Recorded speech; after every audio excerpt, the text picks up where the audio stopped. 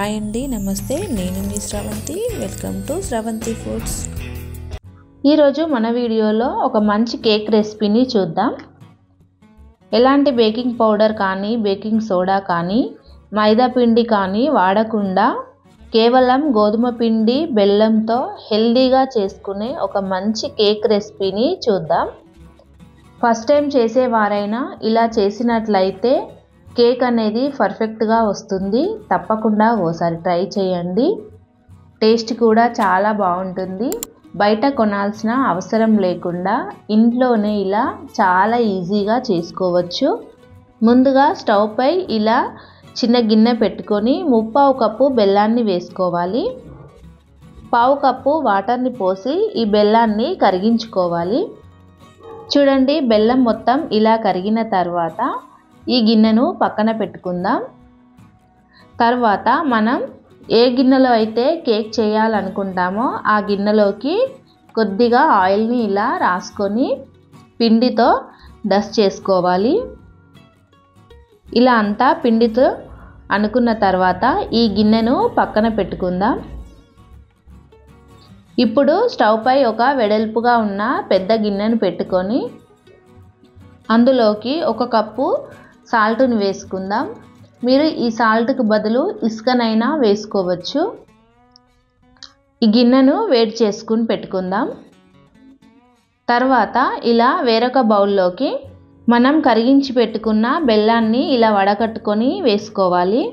తర్వాత 1/2 కప్పు పెరుగుని వేసుకోవాలి. అలాగే 1/2 కప్పు ఆయిల్ని వేసుకొని వీటన్నింటినీ బాగా కలిసేలా కలుపుకోవాలి.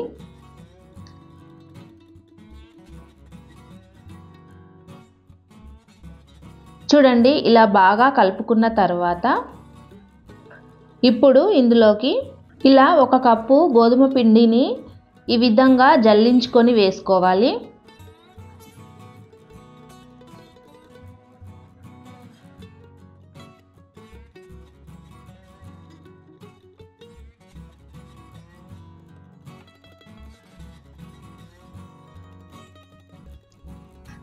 ఇప్పుడు ఈ గోధుమ పిండి అంతా బెల్లంలో బాగా కలిసేలా కలుపుకోవాలి. చూడండి, ఇలా అంతా కలుపుకున్న తర్వాత దీని కన్సిస్టెన్సీ అనేది ఈ విధంగా గట్టిగా ఉంది కదా.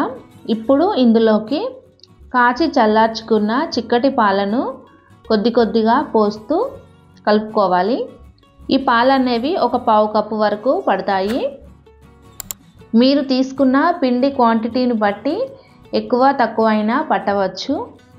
ఇలా కొద్దిగా పాలను పోస్తూ పిండి కన్సిస్టెన్సీ అనేది ఈ విధంగా ఉండేలా కలుపుకోవాలి.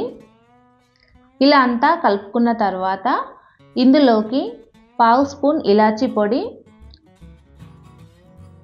1 చిటికెడు సాల్ట్ వేసి మళ్ళీ ఒక 5 నిమిషాలు ఇలా కంటిన్యూగా కలుపుతూనే ఉండాలి. చూడండి, పిండి కన్సిస్టెన్సీ అనేది ఈ విధంగా ఉన్న తర్వాత ఇప్పుడు ఇందులోకి ఒక ఈనో ప్యాకెట్ని పూర్తిగా వేసుకోవాలి. ఇలా ఈనో పౌడర్ అంతా వేసిన తర్వాత మళ్ళీ ఒక 5-10 నిమిషాలు ఇలా కంటిన్యూగా కలుపుతూనే ఉండాలి. చూడండి, ఈ పిండి కన్సిస్టెన్సీ అనేది ఇలా బబుల్గా వచ్చిన తర్వాత ఇప్పుడు ఈ పిండిని మనం ముందుగా డస్ట్ చేసి పెట్టుకున్న గిన్నెలోకి వేసుకోవాలి.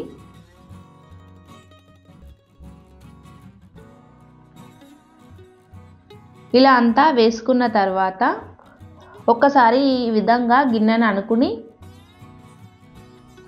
ఇలా అంతా అనుకున్న తర్వాత దీనిపై కొద్దిగా బాదం జీడిపప్పులను వేసుకుందాం.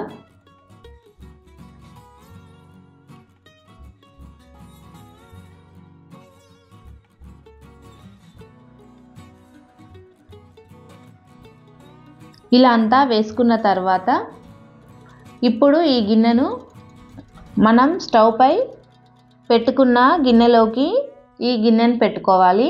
ఇప్పుడు మూత పెట్టి ఒక 20-25 మినిట్స్ వరకు ఉడికించుకోవాలి.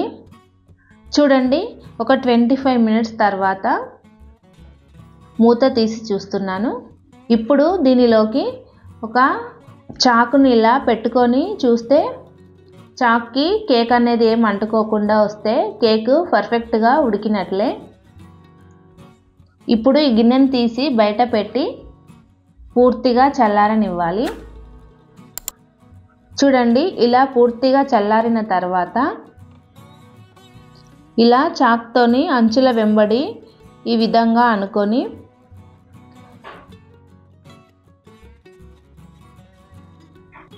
చూడండి ఎంత బాగా వచ్చిందో కేక్. ఇప్పుడు దీనిని చిన్న చిన్న పీసెస్లా కట్ చేసుకోవాలి.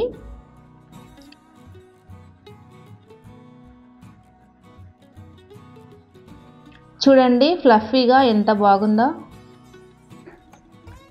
అంతే అండి, ఎంతో టేస్టీగా ఉండి చాలా ఈజీగా చేసుకునే ఈ కేక్ రెసిపీ మీకు నచ్చినట్లయితే మీ ఫ్యామిలీ అండ్ ఫ్రెండ్స్కి షేర్ చేయండి. మన ఛానల్ని సబ్స్క్రైబ్ చేసుకోండి.